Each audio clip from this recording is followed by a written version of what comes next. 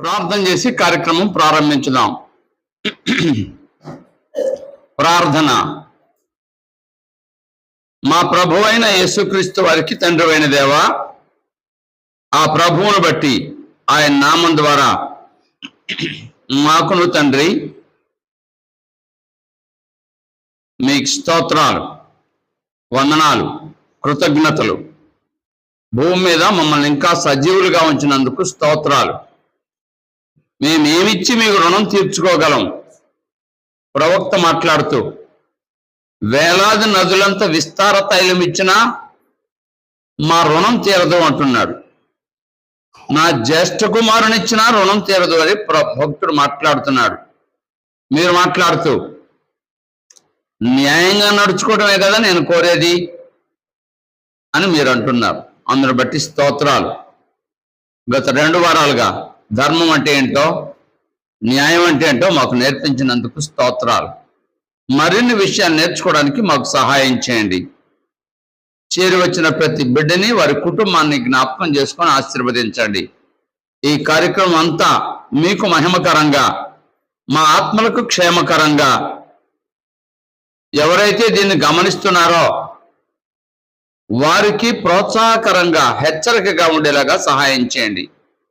పాడడానికి సిద్ధంగా ఉన్నాం. చక్కగా పాడటానికి సహాయం చేయండి.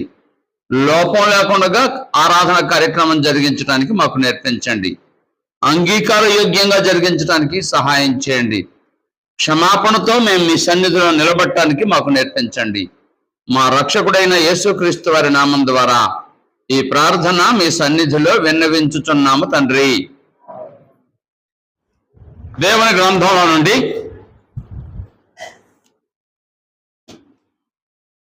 పేతురు రాసిన 2వ పత్రిక 2వ అధ్యాయము. పేతురు రాసిన 2వ పత్రిక 2వ అధ్యాయము.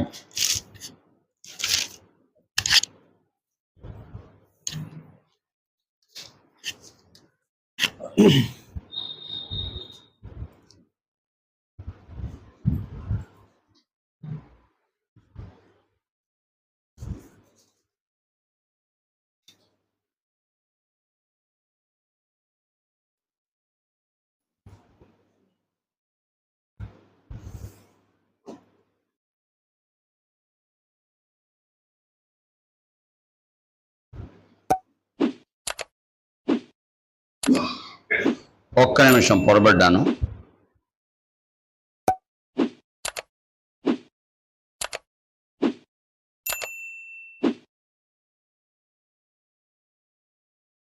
నాలుగవ అధ్యాయం 18వ వచనం. మొదటి పత్రిక 4:18.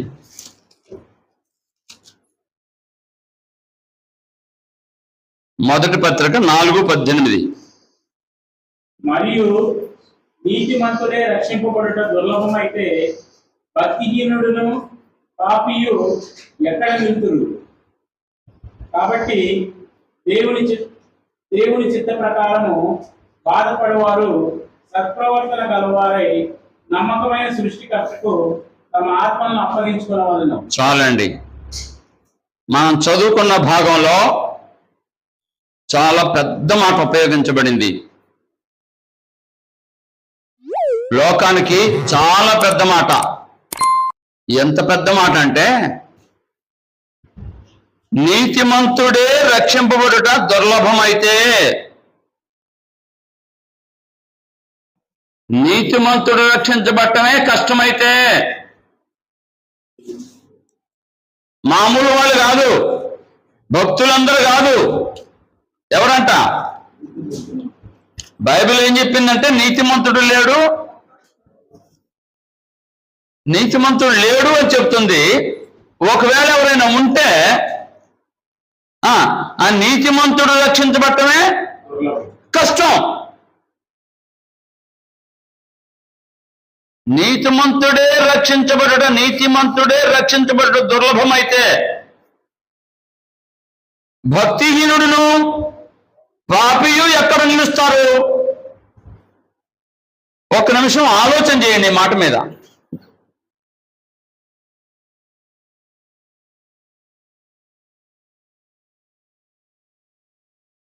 ఒక నిమిషం ఆలోచన చేయండి.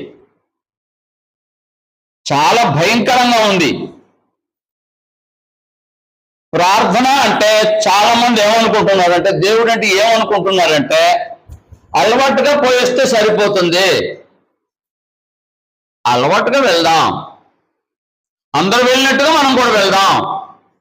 నేను వెళ్ళడం తప్పనడం లేదండి. నీతిమంతుడే రక్షించబడడం దుర్లభం అయితే భక్తిహీనుడును పాపి ఎక్కడ నిలుస్తారో అంటాడు. మిమ్మల్ని భయపెట్టాలని నేను చెప్పడం లేదు. కాబట్టి చాలా జాగ్రత్తగా మనం ఆలోచించాలి విషయాల్ని. భక్తి అంటే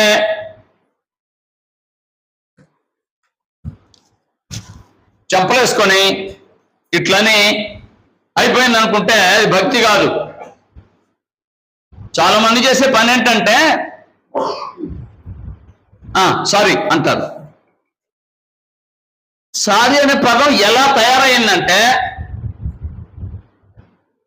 తప్పు కాకపోయినా సారీ చెప్పేవాళ్ళు ఉన్నారు.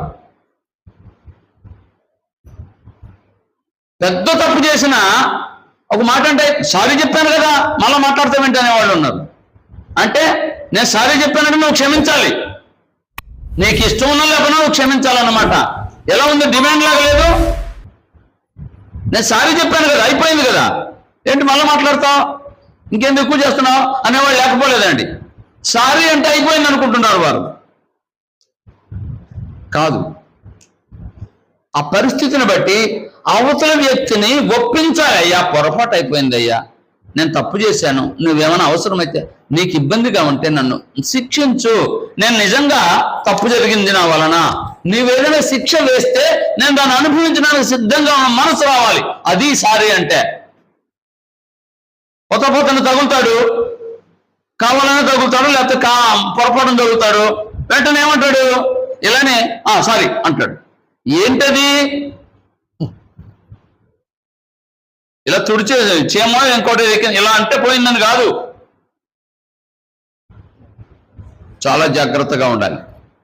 నేను ఎందుకు మాట్లాడుతున్నానంటే యేసు ప్రభు వారి మాటలు ఎప్పుడూ చాలా మంచి మాటలు, పరిశుద్ధాత్మ మాటలు ఇంకా తీవ్రమైన మాటలు. గ్రంథం ఏం చెప్పిందంటే నీతిమంతులే రక్షించబడుట దుర్లభము అని అన్నాడు. ఇక భక్తిహీనుడు పాపులు ఎక్కడ నిలుస్తారో. అందుచేత కొద్ది నిమిషాలు గత వారంలో మనం విన్న మాటలో జ్ఞాపకం ఉందా మీకు? ఏం విన్నాం మనం? నీతి అంటే ఏంటో విన్నాం. నీతి అంటే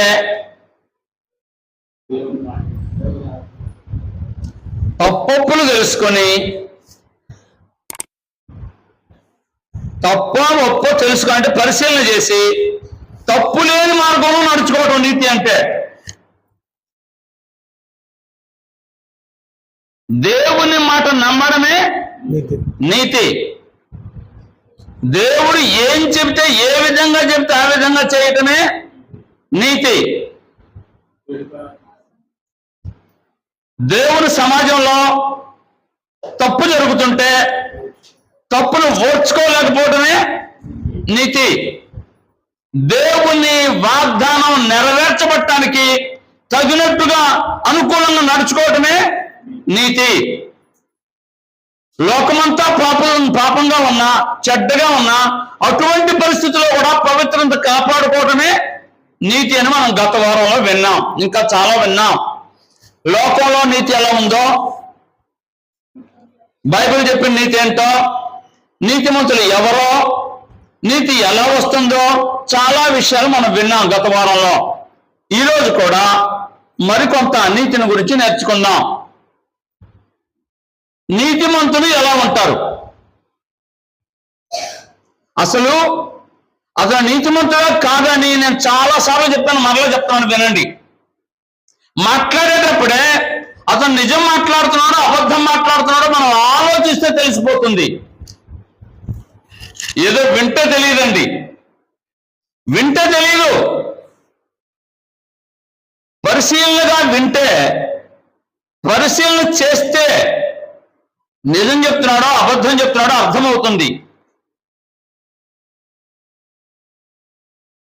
అర్థం కావడానికి నేను ఒక మాట చెప్తాను, బైబిల్ నుంచే. ఇద్దరు తల్లులు ఉన్నారు, ఇద్దరికి పిల్లలు ఉన్నారు. ఒక తల్లి పిల్లని పోగొట్టుకుందంటే చంపుకుంది పొరపాటున, మరొక తల్లి బిడ్డ అక్కడే ఉంది. ఈవిడ చనిపోయిన బిడ్డను తీసుకువెళ్ళి ఆ తల్లి ఒడిలో అక్కడ పరును పెట్టి అక్కడి నుంచి తీసుకొచ్చి దొంగిలించి ఇక్కడ తన దగ్గర పెట్టుకొని ఈ బిడ్డ నా బిడ్డ అంటుంది. ఇద్దరు బిడ్డలు ఉంటే ఒక బిడ్డ చనిపోయారు, ఒక బిడ్డ ఉన్నాడు. ఈవిడ అంటుంది దొంగిలించిన తల్లి నేనే ఈ బిడ్డకు తల్లిని, నా బిడ్డ ఈ బిడ్డ అని అంటుంది. ఈవిడ అంటుంది అమ్మా నీ బిడ్డ కదమ్మా నా బిడ్డనని బ్రతలాడుతుంది. రాజుగారి దగ్గరికి వెళ్ళింది, ఎవరికి సాధ్యం కాలేదు. DNA పరీక్షలు లేవు అప్పుడు, ఉన్నాయా? మరి ఎలా చేయాలి? సొలొమోను అన్నాడు, వారిద్దరు మాటలు విన్నాడు. ఓహో నిజమైన తల్లి ఎవరో తెలుసుకోవాలన్నాడు. ఒక కత్తి తీసుకురండి, 2 ముక్కలు చేయండి అన్నాడు. అసలు తల్లి అంటుంది, అయ్యా అయ్యా నమస్కారం అండి, వద్దండి, వద్దు వద్దు, ఆవిడకే ఇచ్చేయండి, ఆ బిడ్డే ఆవిడ బిడ్డే ఆవిడకి ఇచ్చేసేయండి, చంపొద్దు అంటుంది. ఈవిడంటుంది ఏమని, రాజుగారు సరైన న్యాయం తీరుస్తున్నారండి అన్నది. సొలొమోను అన్నాడు, ఈవిడ బిడ్డ కాదు, బిడ్డ చనిపోతుంటే ఆవిడేమంటుంది, వద్దు నాకొద్దు, నా బిడ్డ కాదు, ఆవిడకే ఇవ్వమంటుంది. కన్న ప్రేమ లాంటిది. ఈవిడేమంటుంది, సరైన న్యాయం తెచ్చారండి అంటే నాకు లేకపోయినా ఆవిడకి లేకుండా ఉండాలి. నేను ఈ వారంలో ఒక యవనస్తుడితో మాట్లాడుతున్నాను. ఒక సమస్య వస్తే, అయ్యా మీరు పెద్ద మనిషి కదా అంటే, రాజకీయంగా పలుకుబడి కలిగిన వ్యక్తి, నువ్వు పరిష్కారం చేయొచ్చు కదా అని అన్నాను. అతను ఏమన్నాడు తెలుసా, నాకు రాకపోయినా పర్వాలేదు కానీ వాళ్ళకి మాత్రం రాకూడదు, అవసరాలకు రాకూడదు.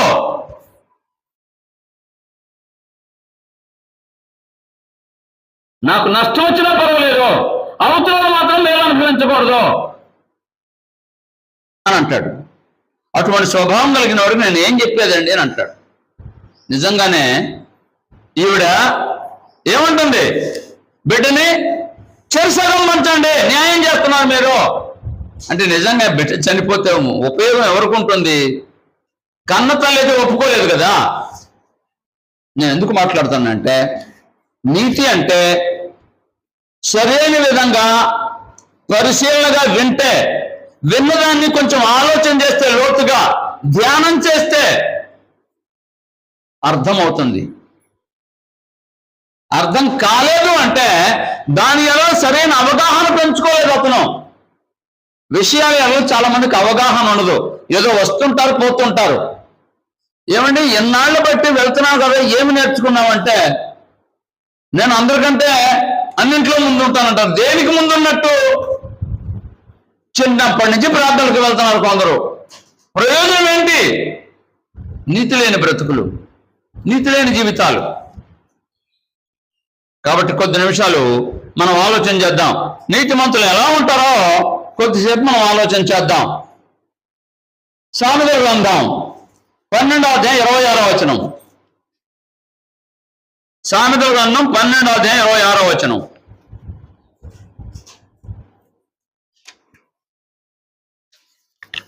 నీతిమంతుడు తన పొరుగువానికి దారి చూపును, భక్తిహీనుల ప్రవర్తన వారిని దారి తప్పించును. చాలండి, మరలా విందాం. నీతిమంతుడు 12వ అధ్యాయం 26వ వచనన్నా, తన పొరుగువానికి దారి చూపును. నీతిమంతుడు ఏం చేస్తాడంటే పొరుగువానికి దారి చూపిస్తాడు.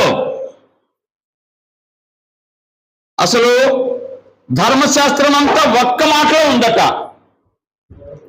పాత నిబంధన అంతా ఒక్క మాటలో ఉందని పరిశుద్ధాత్ముడు చెప్పాడు. ఏంటా మాట? ధర్మశాస్త్రం అంతా ఒక్క మాటలో ఉందట. రైట్. ధర్మశాస్త్రం ఎందుకు ఇవ్వబడిందంటే పొరుగువారిని ప్రేమించాలి. పొరుగువారిని ప్రేమిస్తే సమస్య ఉండదు కదా. సమస్య అంతా ఏంటి? ప్రేమ లేకనే. నీతిమంతుడు తన పొరుగు వానికి దారి చూపిస్తాడు. ఇంకా చెప్పాలంటే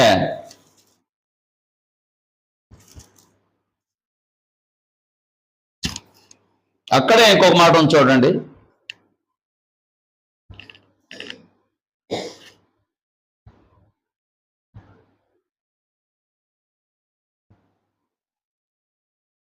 నూట 6వ కీర్తన లేదండి, యేసుప్రభు వారు చెప్పారు ధర్మశాస్త్రాన్ని గురించి. మత్తయి సువార్త 5:21. మత్తయి సువార్త 5:21.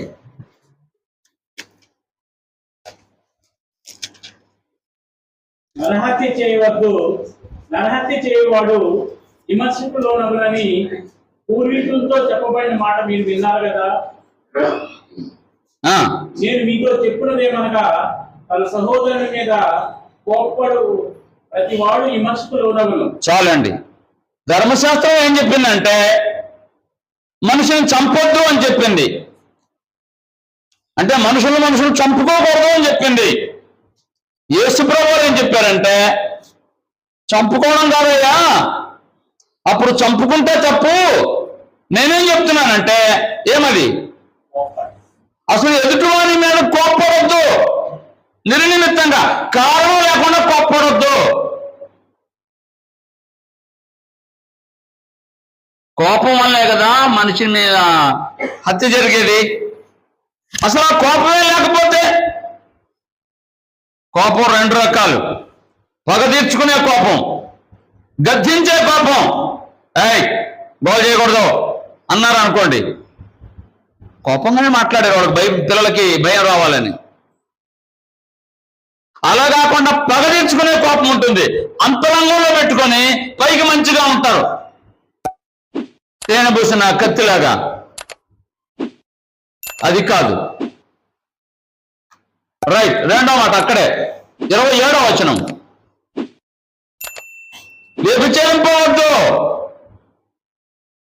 నేను చెప్పేది ఏంటంటే మోహపు చూపు చూడు. ధర్మశాస్త్రం ఏం చెప్పిందంటే వ్యభిచారం అంటే వివాహమైన తర్వాత భార్యాభర్తల సంబంధం కాకుండా మిగిలినంతా తప్పు, వ్యభిచారం. ఒక మాటలో చెప్పాలంటే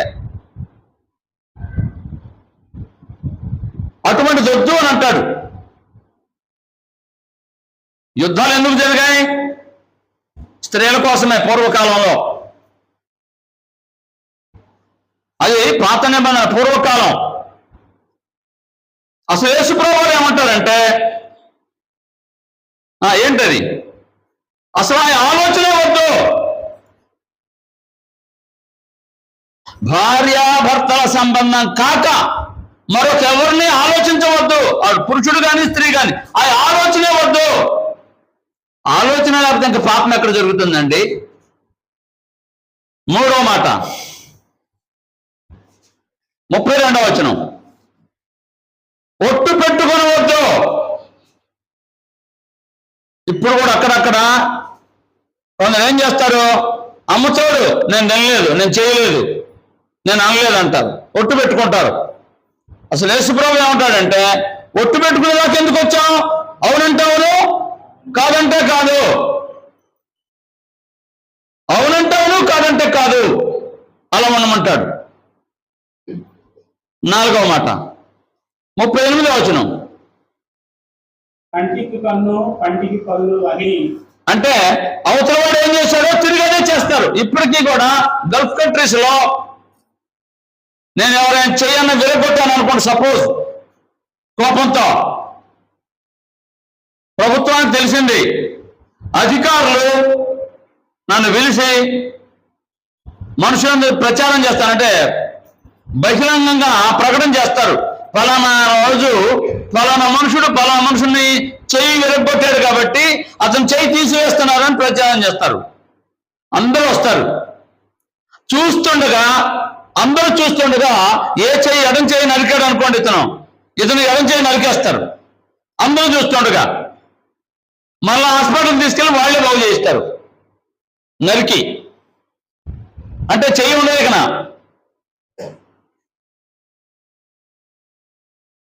ఎందుకయ్యా అంటే అది ధర్మశాస్త్ర కాలంలో కంటికి కన్ను పంటికి పన్ను. యేసు ప్రభువు ఏమంటారంటే అసలు అతను ఏం చెప్తున్నాడో విని చెప్పినట్టు చెయ్యి. అతను అడిగింది నువ్వు చేసావనుకో నీ మీద పగొస్తుందా? అందుకే గాంధీ గారు చెప్పారు, కుడి చెంప కొడితే ఎవరు చెప్పిన మాట? యేసు ప్రభువు మాట చెప్పాడు ఆయన నోటి నుంచి. స్వాతంత్రం వచ్చిందంటే అందరూ యుద్ధం చేసి తిరుగుబాటు చేసి స్వతంత్రం సంపాదించాలని ప్రయత్నం చేశారు. మన దగ్గర మంది ఉన్నారే కానీ ఏమి లేదు, టెక్నాలజీ లేదు, యంత్ర సామాగ్రి లేదు మన దగ్గర. వాళ్ళ దగ్గర యంత్ర సామాగ్రి ఉంది. ఇది వీలు కాదు. మనం స్వతంత్రం రావాలంటే ఏం చేయాలి? అహింస మార్గంలో వెళ్ళాలి అని అన్నాడు. చివరికి గెలిచాడో లేదా గాంధీ గారు? స్వతంత్రం సంపాదించాడో లేదా? అందరికి సహకారం అనుకోండి. అయితే ముఖ్య నాయకుడు ఎవరుగా చెప్పబడుతున్నాడు? మన నోటి మీద ఎవరు ఉంటారు? ఎందుకని? ఆయన ఆ పద్ధతి పాటించినందుచేత గొప్పవాడయ్యాడు. యేసు ప్రభు చెప్పిన మాట పాటించాడు. మరొక మాట విందాం. 43వ వచనం. నీ పొరుగు వారిని ప్రేమించి నీ శత్రువును ద్వేషించు. అదిగో శత్రువును ద్వేషించమని చెప్పింది పాత నిబంధన. యేసు ప్రభు ఏమంటారంటే 45వ వచనం. ఆయన చెడ్డవారి మీదనో మంచివారి మీదనో తన సూర్యుని ఉదయింపజేసి నీతిమంతుల మీదనో అనీతిమంతుల మీదనో. చాలండి. కొంతమంది దేవుడు నమ్మిన వాళ్ళు ఉన్నారు, కొంతమంది దేవుడు నమ్మని వాళ్ళు ఉన్నారు. దేవుడు అందరి పొలం మీద వర్షం కురిపిస్తున్నాడా, లేకపోతే మంచి వాళ్ళ పొలం మీద వర్షం కురిపిస్తున్నాడా? అప్పుడప్పుడు కొంతమంది చెప్తారు ఫలానా వాళ్ళ చేలోనే వర్షం పడింది, మిగిలిన వాళ్ళ చేలో వర్షం పడలేదని. నిజాలు కాదు, అవి చెప్పుకోవడానికి మాత్రమే బాగుంటాయి. నిజం కాదు. గ్రంథం యేసు ప్రభువు ఏం చెప్పారు? మంచి వాళ్ళ పొలంలో చెడ్డ వాళ్ళ పొలంలో వర్షం కురిపిస్తున్నాడు. మంచి వాళ్ళ మీద చెడ్డ వాళ్ళ మీద కూడా సూర్యుని ఉదయింపజేస్తున్నాడు. అవునా కాదా? మన ఫలానా వాళ్ళ చేలో పడి మిగిలిన వాళ్ళ చేలో పడలేదంటే వర్షం, దాని అర్థం ఏంటి? అరే నువ్వు చేతకాక చెప్పావు, నీకంటే నేను గొప్పవాడిని, నేను చెప్తాను వినా, మా పొలంలోనే పడింది, వాళ్ళ పొలంలో పడలేదని వీళ్ళు చెప్తున్నారు. ఎవరి మాట వింటాం? అప్పుడప్పుడు మీరు సాక్ష్యాలని వింటా ఉంటారు కదా, రేడియోల్లో, టీవీల్లో, మీటింగుల్లో. వింటారా లేదా ఇటువంటి? మరి యేసు ప్రభువు చెప్పిన దానికి వ్యతిరేకమా అనుకూలమా వాళ్ళ మాటలో? కాబట్టి దేవుడు అటువంటి వాడు కాదు. మన ఇంతకీ అసలు విషయం ఏంటంటే దేవుడు పరిపూర్ణుడు, అందరిని క్షమిస్తున్నాడు, అందరూ ఎవరో దయ చూపిస్తున్నాడు. మీరు కూడా వాళ్ళు చెడ్డవాళ్ళైనా వారి ఎవరో దయ చూపించండి. చదవండి ఆ మాట కూడా. 45వ వచనం. ఆయన చెడ్డవారి మీదనో మంచివారి మీదనో తన సూర్యుని ఉదయింపజేసి. చాలండి. 5 మాటలు చెప్పాను, యేసు ప్రభు మాటలు జ్ఞాపకం చేశాను. సహోదరుని ప్రేమించడం అంటే, పొరుగువాడిని ప్రేమించడం అంటే ఏంటి దాని అర్థం?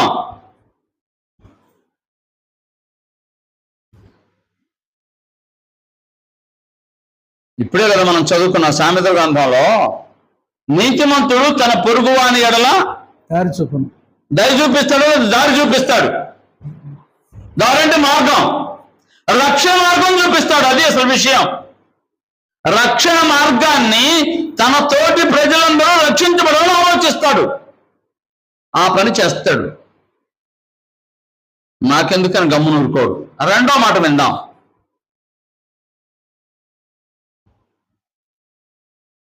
సామెతల గ్రంథం 18వ అధ్యాయం 10వ వచనం.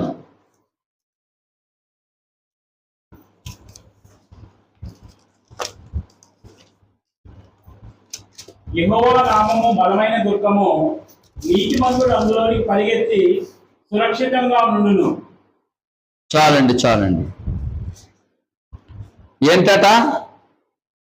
యెహోవా నామము బలమైన, దేవుని నామము బలమైన దుర్గము. ఏం చేస్తాడు? నీతిమంతుడు అందులోకి వస్తాడు. ఎందులోకి? దేవుని నామం దగ్గరకు వస్తాడు నీతిమంతుడు. మొదటిగా మనం ఆలోచించవలసింది ఏంటంటే, దేవుని దగ్గరకు వస్తాడు నీతిమంతుగా ఉండాలనుకున్నవాడు, నీతిమంతుడు. నీతిమంతుడు దేవుని దగ్గరకు వస్తాడు. నీతిమంతుడు దేవుని దగ్గరకు వస్తాడు, గుర్తుపెట్టుకోండి. దేవుని దగ్గరకు రాలేదు అంటే దాని అర్థం ఏంటి? చదవండి ఆ మాట. యోహాను సువార్త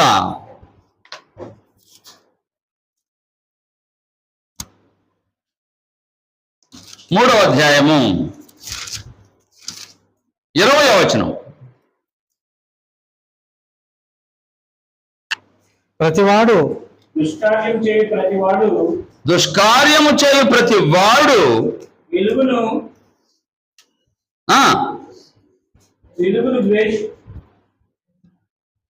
వెలుగును ద్వేషించును, తన క్రియలు దుష్క్రియలుగా కనబడుకున్నట్లు వెలుగునొద్దకు రాడు. దేవుని దగ్గరకు రాడు.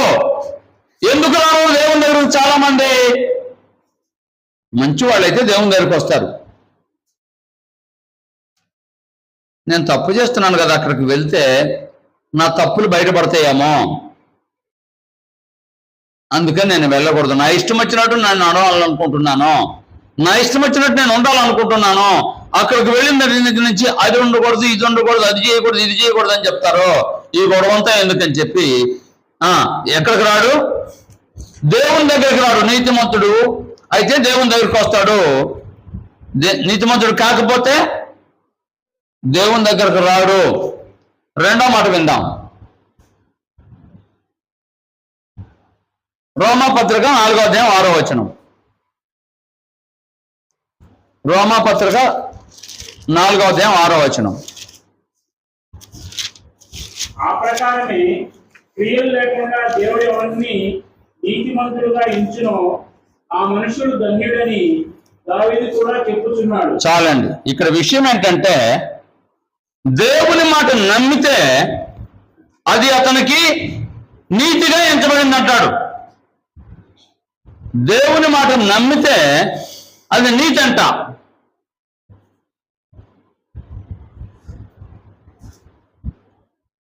నమ్మినప్పుడు ఆయన ఇంకా క్రియ చేయలేదు. క్రియ చేయకపోయినా కానీ దేవుడు ఏం చేశాడు? అతన్ని నీతిమంతుడుగా ఎంచాడు. నా మాట మరలా కానండి. క్రియలు లేకపోతే విశ్వాసం మృతం అని చెప్పింది బైబిల్. అయితే మొదటిగా దేవుని మాట నమ్మినట్లయితే నీతిమంతుడు నమ్ముతాడు. నమ్మితే అతను నీతిమంతుడిగా ఎంచబడతాడు. కరెక్ట్గా దేవుని నమ్మితే. నమ్మడం అంటే అసలు అర్థం ఏంటంటే నా మీద నమ్మకం లేదా నీకు అంటారు అప్పుడప్పుడు. అంటారా? అంటే నేను చేస్తానని నీకు తెలుసు కదా అని. నమ్మకం అంటే పేపర్లు ఎందుకు రాసుకుంటాం? పేపర్లు రాసినా కానీ కొంతమంది మోసం చేస్తున్నారు. దేవుడి దగ్గర నిజంగా నమ్మితే దేవుడు అతన్ని నీతిమంతుడిగా చేస్తాడంట. దేవుని మాట నమ్ముతాడు, దేవుని దగ్గరకు వస్తాడు, దేవుని మాట నమ్ముతాడు. మూడో మాట విందాం. లూకా సువార్త 23వ అధ్యాయం 51వ వచనం. లూకా 23:51.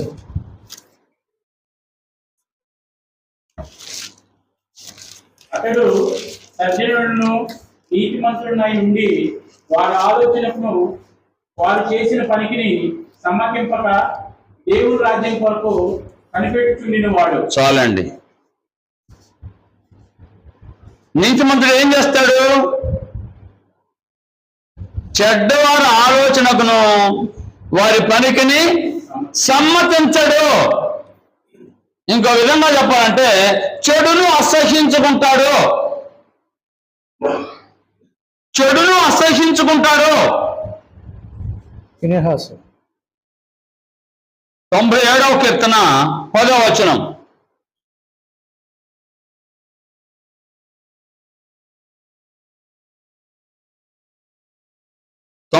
కీర్తన 10వ వచనం.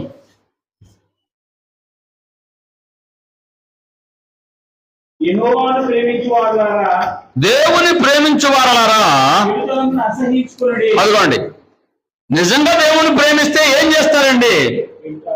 చెడ్డవారితో స్నేహం చేస్తున్నారు, చెడ్డవారితో తిరుగుతున్నారు, చెడ్డవారితో చెట్టపట్టాలు వేసుకుంటున్నారు. అంటే అర్థం ఏంటి?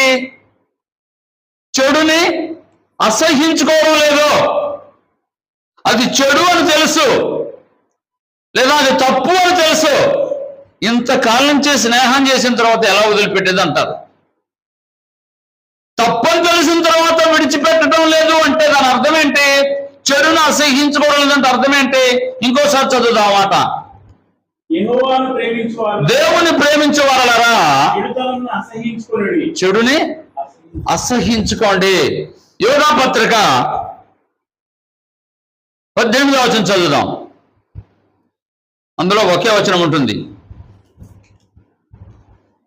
మన 23వ వచనం. క్రీస్తు 23వ వచనం. అగ్నిలో నుండి లాగినట్టు కొందరిని రక్షించుడి. శరీర సంబంధమైన వారి అపవిత్ర ప్రవర్తనకు ఏమాత్రం ఒప్పుకొనక దానిని అసహ్యించుకొనుచు భయంతో కొందరిని కరుణించడి. ఏంటంట? అపవిత్రమైన ప్రవర్తనను ఏమాత్రము ఒప్పుకోవద్దు. చెడ్డవారితో అవసరాన్ని బట్టి పనులు చేసేటప్పుడు అది వేరే విషయం. ఎంతవరకు ఉండాలో అంతవరకే ఉండాలి. చెడును ఏం చేయాలి? భక్తుడు, నీతిమంతుడు అసహ్యించుకుంటాడు. చెడును అసహ్యించుకోకుండా చూసి సంతోషిస్తున్నాడంటే, ఆహా ఓహో అనుకుంటున్నాడంటే నీతిమంతుడు కాదు. నీతిమంతుడు చెడును అసహ్యించుకుంటాడు. మరొక మాట విందాం. లూకాసు వార్త 18వ అధ్యాయం 14వ వచనం. లూకాసు వార్త 18వ అధ్యాయం 14వ వచనం. అతని కంటే ఇతడు నీతిమంతుడుగా తీర్చబడి తన ఇంటికి వెళ్ళని మీతో చెప్పుచున్నాను. చాలండి. నీతిమంతుడు ఏం చేస్తాడంటే పాపాన్ని ఒప్పుకుంటాడు. నీతిమంతుడు పాపాన్ని ఒప్పుకుంటాడు. 141వ కీర్తన 5వ వచనం. 141:5.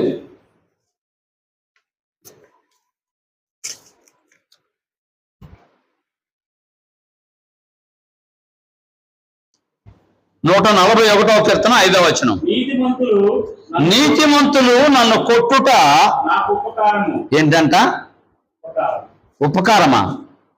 వాళ్ళు కొడితే నీకు ఉపకారమా? వారు నన్ను గద్దించుట నాకు తైలంతో అభిషేకం చేసినట్టుంది. చాలండి. అప్పుడప్పుడు గద్దిస్తూ ఉంటారు కొంతమంది.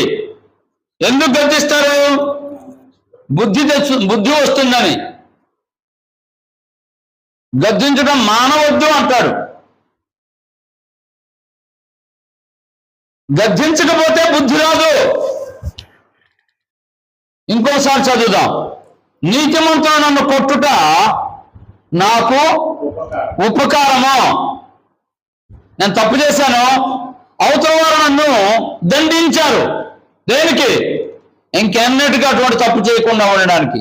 మరో మాట అందులోనే, నన్ను గద్దించుట నాకు తైలాభిషేకము. ఎంత రమ్యంగా ఉందండి వినడానికే. నిద్రపోయేందుకు బాగా ఉంది. నీతిమంతులు నన్ను గద్దించుట నాకు తైలాభిషేకము. ఎందుకు గద్దిస్తారంటే, ఎందుకు అవసరమైనప్పుడు కొడతారంటే, శిక్ష వేస్తారంటే వాళ్ళు మంచి మార్గంలోకి రావాలని. అలా రాలేదు అంటే వాళ్ళు నీతిని ప్రేమించటం లేదు, ద్వేషిస్తున్నారు. గుర్తుపెట్టుకోండి.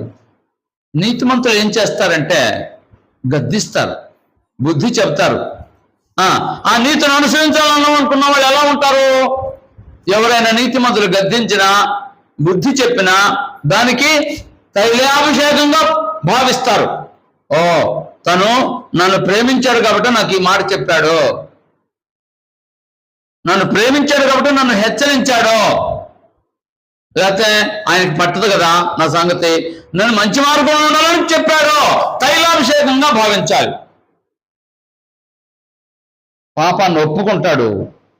తప్పు చేసినప్పుడు అవతల వాళ్ళు గద్దిస్తే మార్పు చెందుతాడు, తైలాభిషేకంగా భావించి. మరొక మాట విందాం. ప్రసంగి గ్రంథం 7వ అధ్యాయం 20వ వచనం.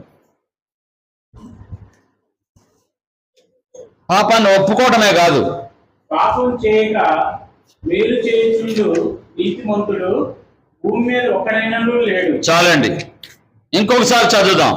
పాపం చేయక మేలు చేయుచుండు నీతిమంతుడు భూమి మీద ఒకడైనను లేడు. ఏంటట? మనుషులందరూ పాపం చేస్తున్నారండి.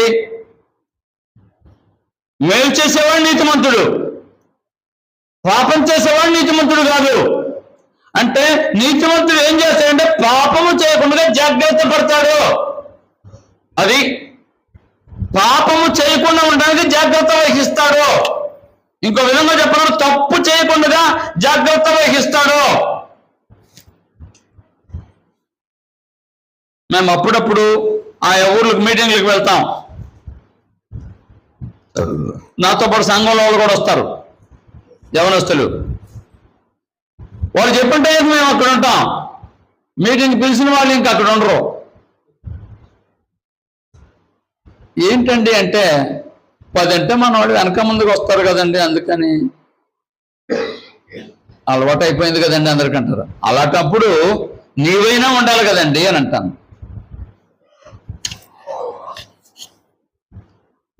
నేను గొప్ప అని చెప్పడం లేదు.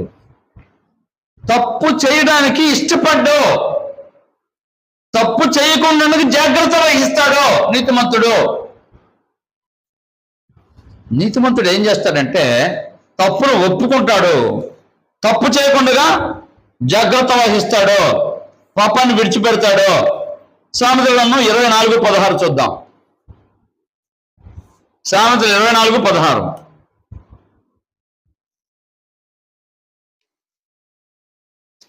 నీతిమంతుడు 7 మార్లు పడినను తిరిగి లేచును. ఏంటట? నీతిమంతుడు ఏం చేస్తాడంట? ఒకవేళ పొరబడినా తిరిగి లేస్తాడు, నిలబడతాడు. అంటే పడిపోవడం లేవడం అనగా దాని అర్థం. పొరపాటు చేసినా చేయకుండా ఉండడానికి జాగ్రత్త వహిస్తాడు. అయ్యా, నేను పొరపాటు చేయమని చెప్పడం లేదు. దావీదు పొరపడ్డాడు. ఏం జరిగింది?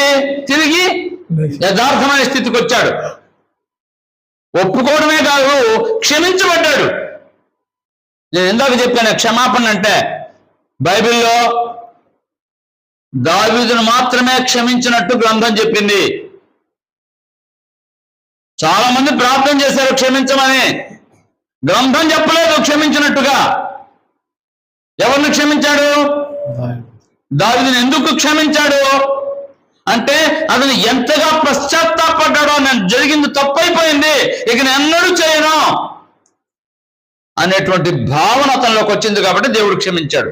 క్షమించడమే కాక క్షమించమని చెప్పి పంపించాడు ప్రవక్త చేత.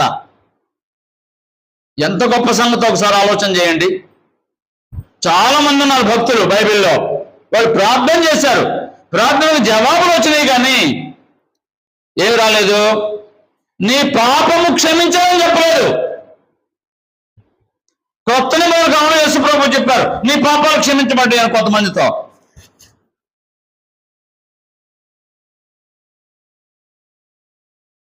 రైట్. ఇంకొక మాట విన్నాం ఇక్కడే. యోహాను పత్రిక 1వ పత్రిక 3వ అధ్యాయం 9వ వచనం. నీతిమంతులు ఎలా ఉంటారంటే, యోహాను రాసిన 1వ పత్రిక 3వ అధ్యాయం 9వ వచనం. దేవుని మూలంగా పుట్టిన ప్రతి వానిలో ఆయన బీజం నిలుచును కనుక వాడు పాపం చేయడు. వాడు దేవుని మూలంగా పుట్టినవాడు కనుక పాపం చేయజాలడు. పాపము చేయడు అన్నాడు, పాపము చేయజాలడు అంటున్నాడు. ఇంకొక మాట చదువుదాం. 5వ అధ్యాయం 18వ వచనం. అదే పుస్తకం 5:18. మనము దేవుని సంబంధమనియు లోకమంతయు దుష్టుని 5:18 మొదటి పత్రిక. దేవుని మూలముగా పుట్టి ఉన్నవాడెవడునో పాపము చేయరని ఎరుగుదుము. దేవుని మూలముగా పుట్టినవాడు తను భద్రము చేసుకున్నాడు గనుక దుష్టుడు వానిని ముట్టడు. ఎందుకు పాపం చేయడు? ఇతనికేం 4 చేతులు లేవు. ఏం చేస్తాడు? తాను భద్రం చేసుకుంటాడు. దేవుని వాక్యాన్ని అంతరంగంలో ఉంచుకుంటాడు. నిన్న వారం చెప్పాను నేను. నీతి అనేది ఎలా ఉండాలంటే అప్పుడప్పుడు జ్ఞాపకం రావడం కాదు. ఎలా ఉండాలి? అది ఎప్పుడు మనం ఆవరించి ఉండాలి. మాట కానీ, ప్రవర్తన కానీ, ఆలోచన కానీ ఏదైనా సరే ఇలా చేస్తున్నట్టు తప్పేమో కదా అని భయం కలిగి ఉంటే ఆలోచన కూడా రాదు. భయం లేకపోతేనే పాపం చేసేది. భయం ఉన్నాడు. ఇప్పుడు కరెంటు ముట్టుకుంటే ఏం చేస్తుంది? ఎవడైనా వెళ్ళి ముట్టుకుంటాడా? అంటే దాని అర్థం ఏంటి? ముట్టుకుంటే చచ్చిపోవడానికి భయం ఉంది కాబట్టి దాని దగ్గరికి వెళ్ళాడు.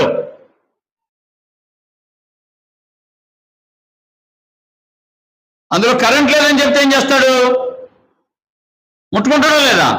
అంటే ఏం కాదు, అది ఏం చేయదు అనుకున్నప్పుడు భయం లేదు కాబట్టి ముట్టుకున్నాడు. అవసరం లేకపోయినా,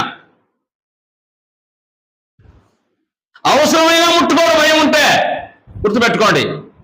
పాపం అనేది కూడా అటువంటిది. ఇంకొకసారి చదివితే బాగుంటుంది ఆ వచనం. 5:18 యోహాను రాసిన మొదటి పత్రిక 5:18 వచనం. దేవుని మూలముగా పుట్టి ఉన్నవాడు ఎవడునూ పాపము చేయడని ఎరుగుదుమో. దేవుని మూలముగా పుట్టిన వాడు తను భద్రము చేసుకొనుడు గనుక దుష్టుడు వానిని ముట్టడు. అది విషయం. ఏం చేస్తాడు నీతిమంతుడు? పాపములో నిలిచి ఉండడు. సరిగా చెప్పాలంటే ఒకవేళ పొరబడినా, నేను మరలా చెప్తున్నాను, పొరబడమని నా ఉద్దేశం కాదండి.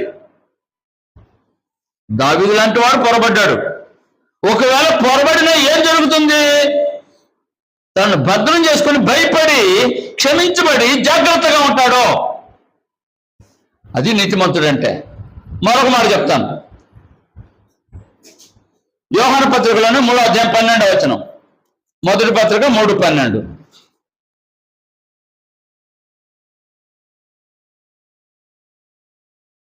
మనము కయ్యూను వంటి వారమై ఉండరాదు. వాడు దుష్టుని సంబంధి అయి తన సహోదరుని చంపెను. వాడు అతన్ని ఎందుకు చంపాడు? తన క్రియలు చెడ్డవియు, తన సహోదరుని క్రియలు నీతి కలవయి.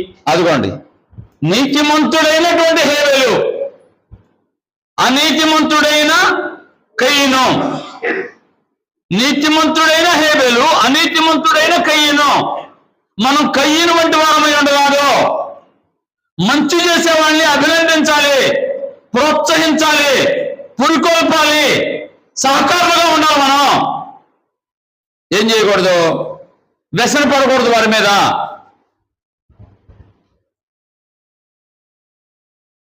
వ్యసన పడేవాళ్ళు ఎవరు? కయ్యను వ్యసన పడ్డాడు. ఎందుకు వ్యసన పడ్డాడు? హేబెలు కయ్యనుకి ఏమైనా కీడు చేశాడా? మరి ఎందుకు ఇతనికి వ్యసనం? నీది అంగీకరించబడింది, నీ ఆరాధన అంగీకరించబడింది, నా ఆరాధన అంగీకరించబడలేదు. నీవు నీతిమంతుడుగా ఉన్నావు కాబట్టే నాకు అంగీకరించబడలేదు అని వ్యసన పడ్డాడు. హేబెల్ని చంపాడు. అలా ఉండకూడదు అంటాడు. అంటే ఇతరుల మీద వ్యసన పడకండి.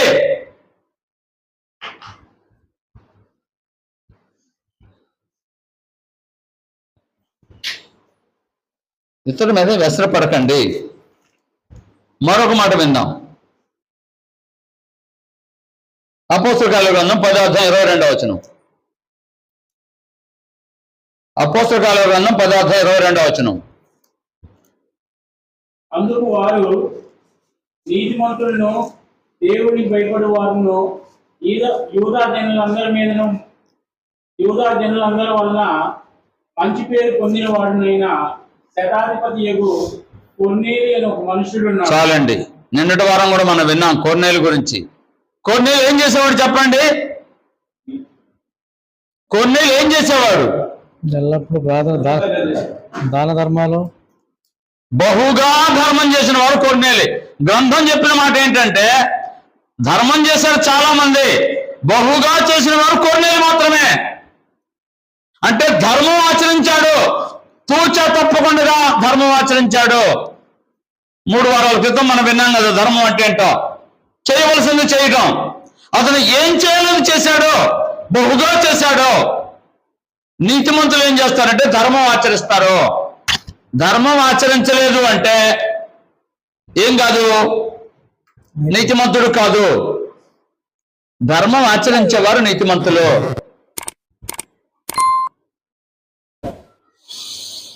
యోహాను పత్రికలోనే మొదటి పత్రిక 3వ అధ్యాయం 7వ వచనం చదువుదాం.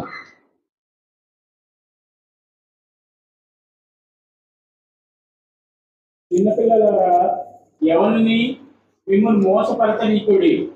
ఆయన నీతిమంతుడై ఉన్నట్టు నీతిని జరిగించే ప్రతి వాడును నీతిమంతుడు. నీతిని జరిగిస్తాడు. నీతిమంతుడు ఏం చేస్తాడంటే నీతిని జరిగిస్తాడు.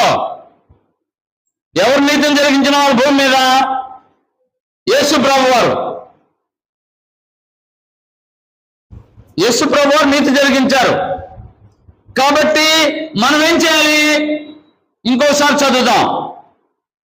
చిన్నపిల్లలారా, ఆయన నీతిమంతుడై ఉన్నట్టు, అంటే యేసు ప్రభు వారు నీతిమంతుడై ఉన్నట్టు నీతిని జరిగించు ప్రతి వాడును నీతిమంతుడు.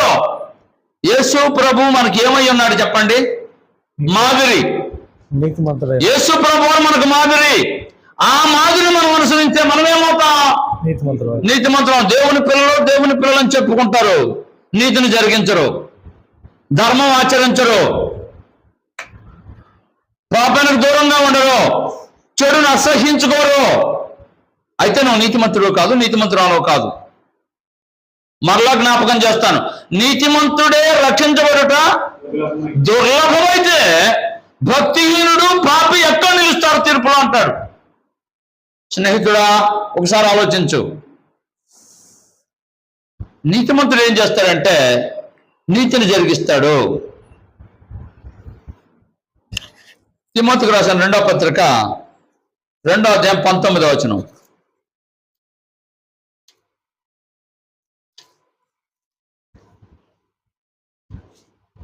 అయినను దేవుని యొక్క స్థిరమైన పునాది నిలబడగా ఉన్నది.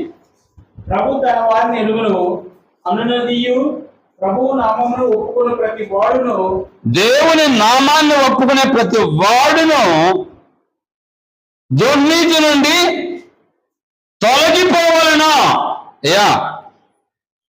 నీతిమంతుడు ఎలా ఉండాలంటే, అసలు నీతి అంటే ఏంటంటే దుర్నీతి తొలగిపోతే కదా నీతి ఉండేది మన దగ్గర. దుర్నీతిలో ఉన్నాము అంటే, నీతి ఆచరించడం లేదు అంటే దాని అర్థం ఏంటి? దుర్నీతిలో ఉన్నాము. నీతిమంతుడు ఏం చేస్తాడు? దుర్నీతి తొలగిపోతే నీతిమంతుడు అవుతాడు. నేను ఏదో పని చేశాను అనుకోండి, మురికైంది, ఏం చేయాలి? స్నానం చేయాలి కదా, ఆ మురికి బట్టలు మార్చుకోవాలి కదా, అప్పుడు కదా శుభ్రంగా ఉంటాను మీ దగ్గరికి రావడానికి. ఆ మురికితో వస్తే ఎలా ఉంటుంది? ఏంటిది అంటారా లేదా? అసహ్యించుకుంటారా లేదా? అట్లయితే దేవుని దగ్గరికి మనం పాపంతో వస్తే, దుర్నీతితో వస్తే ఆయన ఏం చేస్తాడు? అసహ్యించుకుంటాడు. నీ ఎదుటి మనిషి, నీతో సమానుడైన మనిషే మురికితో వస్తే నువ్వు సహించలేవు కదా, బాధపడతావు కదా. కనీసం సెన్స్ లేదు ఇతనికి అంటావు కదా. మరి అట్లయితే దేవుని దగ్గరకు వస్తే దేవుడు పవిత్రుడు. అలా ఉండకుండా నీ ఇష్టం వచ్చినట్టు ప్రవర్తిస్తూ ఉంటే, దుర్నీతిలో ఉంటే నేను రాణిస్తాడా? ఒకరు వచ్చిన చేర్చుకుంటాడా? నువ్వు ఆయన సన్నిధిలో ఉన్నానని అనుకోవడమే కానీ నీకు ఆయనకు సంబంధం ఉండదు. ఇంకోసారి చదువుదాం అన్నమాట. 2వ భాగం. ప్రభువు నామమును ఒప్పుకొని ప్రతి వాడును దుర్నీతి నుండి తొలగిపోవలను. నీతిమంతుడు ఏం చేస్తాడంటే దుర్నీతి నుంచి తొలగిపోతాడు.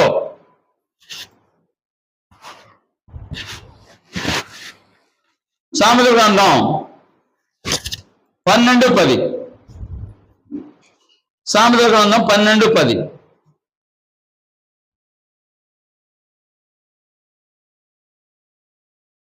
కీర్తనలు, సామెతలు. తన పశువుల ప్రాణమును దయతో చూచును. ఆగండి, ఏంటంట? పశువుల ప్రాణం దయతో చూచును. అంటే నీతిమంతుడు ఎలా ఉంటాడో ఒకసారి ఆలోచించండి. ఇది గొప్ప పాఠం అండి. పశువుల ఎడల కూడా దయగలిగి ఉంటాడు అనమాట. కొంతమంది పశువులు మేపుతారు, వాటి ఎడల దయలు ఉండదు. వాళ్ళు తీసుకోవడమే తెలుసు వాళ్ళకి, వాటికి సరైన ఆహారం కూడా పెట్టరు. నేను వాళ్ళని విమర్శించడం లేదండి. నీతిమంతుడైతే ఏం చేస్తాట? ఇంకొకసారి చదవండి, అద్భుతమైన మాట. నీతిమంతుడు తన పశువుల ప్రాణమును దయతో చూచును. తన పశువుల ప్రాణాన్ని కూడా దయతో చూస్తాడట. అంటే భూత దయ కలిగి ఉండాలి. నిన్నటి వారం మనం చెప్పుకున్నాం, సర్వజీవుల ఎడల మనం ప్రేమ కలిగి ఉండాలి, వాటిని హింసించకూడదు. చెప్పాను, తినడం కోసం చంపుకోవడం వేరు, ఆనందం కోసం వాటిని బాధ పెట్టడం వేరు. కొంతమంది షూట్ చేస్తూ ఉంటారు, ఎందుకంటే సరదా కోసం. అలా కాకూడదు. ఇంకొక మాట చెప్తాను. మార్క్స్ వార్త 6:20 మార్క్స్ వార్త 6:20. ఎందుకనగా యోహాను నీతిమంతులను పరిశుద్ధులకు మనుష్యుడని పేరేదు ఎరిగి అతనికి భయపడి అతని చాలండి. ఏంటంట? యోహాను నీతిమంతుడట. అంతేకాదు, పేతురు పత్రిక 2:7. పేతురు రాసిన 2:7. దుర్మార్గుల కామ వికారయుక్తమైన నిన్నటి వారం కూడా మనం చదువుకున్నాం. బహు బాధపడిన నీతిమంతులకు లోతు. చాలండి. మీరు ఇద్దరిని ఒకసారి పరిశీలన చేస్తే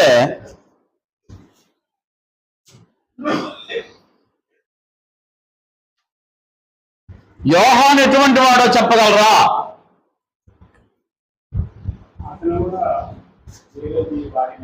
ధైర్యవంతుడు. యోహాను ఎటువంటి వాడు? బోధ కాదు నేను అంటుంది, ధైర్యవంతుడు. బోధ కాదు. ఎటువంటి వాడంటే అడవి మనిషి, అనాగరికుడు. సరిగా చెప్పాలంటే ఎందుకో తెలుసా? లోకం యొక్క నాజూకును పట్టిపోయినవాడు కాదు,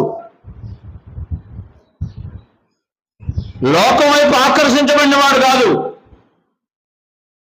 నేను దేవుని కొరకు ప్రత్యేకించబడిన వాడిని,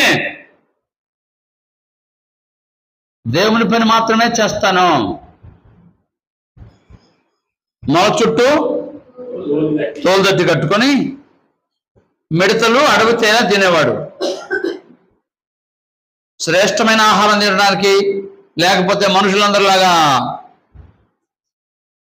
నాజుగ్గా ఉండడానికి ప్రయత్నం చేయలేదు అతను. తన పని ఏంటంటే, యేసు ప్రభు వస్తున్నాడు, దేవుని కుమారుడు రాబోతున్నాడు, మీరు సిద్ధపడండి ఆయన రిసీవ్ చేసుకోవడానికి. దేవుని కుమారుడు రాబోతున్నాను, ఆయన మార్గం సరళం చేయడానికి వచ్చాను. ఆయన వస్తున్నాడు, ఆయన వెతకండి, ఆయన వస్తున్నాడు అని చెప్పాడు. తర్వాత ఆయన రానే వచ్చాడు. వచ్చిన తర్వాత ఇదిగో నేను ఎవరు వస్తారని చెప్పాను, ఆయనే ఈయన అని చెప్పాడు. ప్రత్యేకంగా ఉన్నాడు లోకంలో. లోతు దగ్గరికి వస్తే లోతు ఎలా ఉన్నాడు? సొదొమ గొమొర్రా పట్టణం ఎటువంటివి?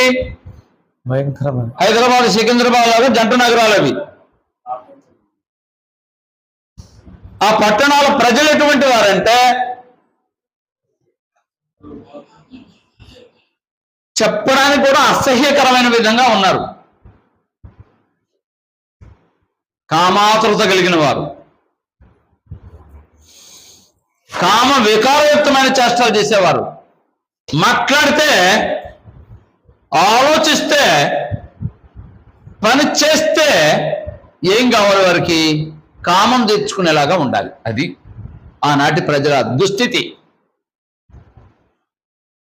సొదొమ గొమొర్రా పట్టణాల పరిస్థితి అలా ఉంది. అక్కడ లోతు కుటుంబం ఉంటుంది. ఎలా ఉంటున్నాడు లోతు? ఆ పట్టణంలో ఉన్న లేదా జంట నగరాల్లో ఉన్నప్పటికీ ఏం జరుగుతుందంటే పవిత్రతను కాపాడుకుంటూ ఉన్నాడు. ప్రత్యేకమైన వ్యక్తిగా జీవిస్తూ ఉన్నాడు. ప్రత్యేకమైన కుటుంబంగా జీవిస్తూ ఉన్నాడు. అనేకులు బాధపడిన లోకమంతా ఉంటే నేనేం చేసేదాన్ని లేదానా? నా మాట మరలా వినండి. అందరూ తీసుకుంటున్నారు కదా, నేను తీసుకున్నానని కాదు అతను ఉంది. అందరిలాగా నేను అనలేదు. నేను ప్రత్యేకమైన వ్యక్తిగా ఉంటానన్నాడు. ప్రత్యేకమైన కుటుంబంగా ఉంటానన్నాడు. అందుకే దేవుడు తన దూత నంపి ఆ పట్టణాల్లో నుంచి తన కుటుంబాన్ని రక్షించాడు. అద్భుతమైన సంగతి అండి. నేను చెప్పిన మాటలో ఓ డజన్ సూత్రాలు చెప్పాను, నీతిమంతులు ఎలా ఉంటారనేది. మీరు నోట్ చేసుకుంటే మరలా చెప్తాను, జ్ఞాపకం చేస్తాను. నీతిమంతులు ఎలా ఉంటారంటే, మొదటిగా దేవుని దగ్గరకు వస్తారు. రెండవదిగా దేవుని మాట నమ్ముతారు. మూడవదిగా చెడును అసహ్యించుకుంటారు. నాలుగవదిగా తప్పు చేస్తే తప్పని ఒప్పుకుంటారు. ఐదవదిగా పాపాన్ని విడిచిపెడతారు. ఆరవదిగా పాపం చేసిన పాపం నిలవరు. కొమ్మర పురుగున పురుగు ఉంది, తామరాకని మీకు తెలుసు. ఆ పురుగు మట్టిలోనే ఉంటుంది, కానీ తనకేమంటదు? మట్టి అంటదు.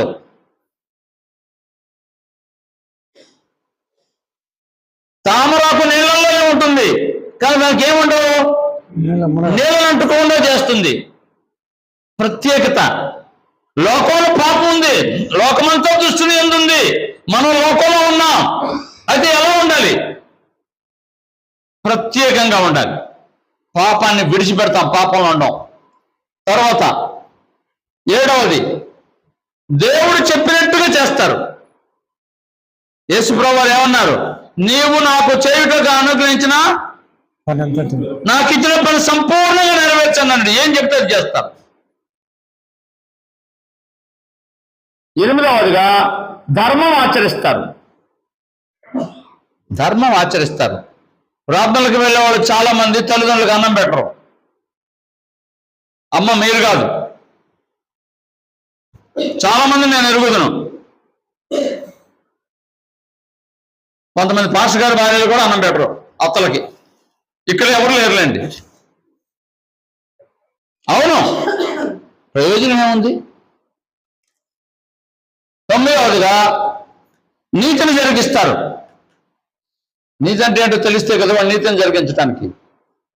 ఎప్పుడు ఆవరించి ఉండాలి మనల్ని నీతి అనేది. పదవదిగా పొరుగు వారికి దారి చూపిస్తారు. 11వదిగా భూత దయగలిగి అంటే అందరి ఎడలో దయగలిగి ఉంటారు. ఆఖరుగా 12వది దేవుని కొరకు ప్రత్యేకంగా జీవిస్తారు. యోహానులాగా, లోతులాగా, యేసు ప్రభువారిలాగా. ఇంకొకసారి జ్ఞాపకం చేసి ముగిస్తాను. దేవుని దగ్గరకు వస్తారు, దేవుని మాట నమ్ముతారు, చెడును అసహ్యించుకుంటారు, పాపాన్ని ఒప్పుకుంటారు, పాపాన్ని విడిచిపెడతారు, పాపము నిలవకుండా కాపాడుకుంటారు, దేవుడు చెప్పిన విధంగా చేస్తారు, ధర్మం ఆచరిస్తారు, నీతిని జరిగిస్తారు, పొరుగు వారికి దారి చూపుతారు, అందరిలో దయగలిగి ఉంటారు. మనుషులే కాదు, జీవరాశులు కూడా దయగలిగి ఉంటారు. దేవుని కొరకు ప్రత్యేకంగా జీవిస్తారు. నీవు అలా ఉన్నావా? ఒకసారి పరిశీలన చేసుకొని, ఒకవేళ అలా లేకపోతే ఈరోజే అలా ఉండడానికి ప్రయత్నం చేయాలని మనం చేస్తున్నాం. మనకు మార్గదర్శి ఎవరు? యేసు ప్రభువారు. ఆయన ఎలా నడిచాడు? పేతురు పత్రికలో చెప్పాడు,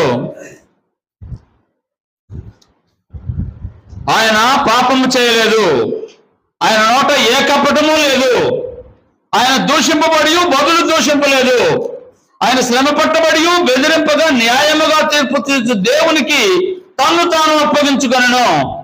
క్రీస్తు మన కోసం బాధపడి మనము తన అడుగుజాడలను నడుచుకున్నట్లు మనకు మాదిరి ఉంచిపోయాను.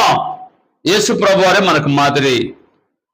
వీళ్ళందరి జీవితాల కంటే కూడా యేసు ప్రభు వారి జీవితం, వీళ్ళందరి జీవితాలు ఒక్కొక్క దానిలో ప్రత్యేకత ఉంటే యేసు ప్రభు వారు అన్నింటిలో ప్రత్యేకంగా జీవించాడు. అందుకే ఆయన పరిపూర్ణమైన మానవుడుగా చిత్రించబడ్డాడు. దేవుని కుమారుడుగా, పరిపూర్ణమైన మానవుడుగా, పరలోకానికి మనల్ని నడిపించే నాయకుడుగా, మార్గంగా ఉన్నాడు. కాబట్టి అలా మనం నీతిమంతులంగా ఉండాలని, ఆ నీతి మార్గంలో నడవాలని తెలియజేస్తూ శ్రద్ధగా ఉన్నందుకు మిమ్మల్ని అభినందిస్తూ ముగిస్తున్నాను. అందరికీ వందనాలు. ప్రార్థించుదాం. సర్వాధికారివైన పరలోకపు తండ్రి, మా సృష్టికర్త, మీ ఘనమైన పూజార్హమైన నామాన్ని బట్టి మా తలలో వంచుతున్నాము. మీరు మమ్మల్ని ప్రేమించి మాకు కలుగు చేసిన ప్రతి అవకాశాన్ని బట్టి స్తోత్రాలు చెల్లిస్తున్నాం. ప్రత్యేకంగా మా మధ్యలో ఒక యవ్వన బిడ్డ శరీరంలో బలహీనంగా ఉంది. మరి తాత్కాలికంగా ఆమె ఉపశమనం కలుగు చేశారు. త్వరగా కోలుకునేలాగా పరిపూర్ణమైన ఆరోగ్యవంతులు కావడానికి సహాయం చేయమని మనవి చేస్తున్నాం. తిరిగి సంఘంలో యవ్వనస్తుడు వివాహానికి సిద్ధపడుతున్నాడు. కార్యక్రమాలన్నీ జరిగించబడుతూ ఉన్నాయి. 10వ తేదీ జరిగే కార్యక్రమంలో మీరు తోడుగా ఉండి వివాహం ఘనంగా జరిగేలాగా, సంఘమంతా పాల్గొనేలాగా, అందరూ ఆ బిడ్డలను ఆశీర్వదించేలాగా సహాయం చేయమని ప్రార్థిస్తున్నాం. అన్నింటికి మించి ఈరోజు కార్యక్రమంలో మాకు నేర్పించిన నీతిని బట్టి స్తోత్రాలు చెల్లిస్తున్నాం. కేవలం అలవాటుగా గాక భక్తి శ్రద్ధలతో మిమ్మల్ని ఆరాధించడానికి, నీతిమంతులంగా తీర్చబడటానికి, నీతిగా జీవించడానికి, మీ ద్వారా మేలు పొందడానికి సహాయం చేయమని ప్రార్థిస్తున్నాం. తిరిగి వెళుతున్న బిడ్డలందరితో మీ ఆశీర్వాదాలు ఉంచండి. మీ పని కొరకు వారి వారి సామర్థ్యంలో నుంచి, వారి వారి రాబడిలో నుంచి కొంత కానుక ఇచ్చారు నాయన. వారందరినీ జ్ఞాపకం చేసుకొని ఆశీర్వదించండి. లేని వారికి సమృద్ధిని ఇవ్వండి.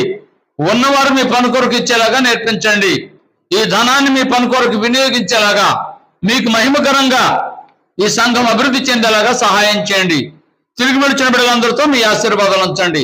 మా రక్షకుడు, మా నాయకుడు, మా విమోచకుడు అయిన యేసుక్రీస్తు వారి శ్రేష్టమైనటువంటి నామం ద్వారా ఈ ప్రార్థన మీ సన్నిధిలో విన్నవించుచున్నాము తండ్రి. అందరికీ వందనాలండి.